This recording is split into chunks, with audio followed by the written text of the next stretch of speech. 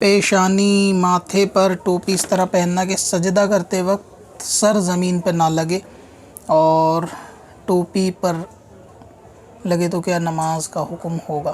سوال کا خلاصہ یہ ہے کہ پیشانی کے اوپر پوری ٹوپی سے سر کو ڈھک لینا اور اس طرح سجدہ کرنا کہ وہ سر زمین پہ نہ لگے، تو اس سے نماز میں کوئی اتنی بڑی کراہت نہیں آئے گی، یعنی نماز نہ ہونے والی کوئی دقت نہیں ہے۔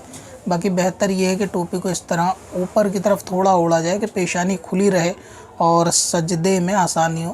باقی ٹوپی کو اتنی موٹی ہوتی نہیں ہے کہ جو سجدے کے اندر رکاوٹ پیدا کرے۔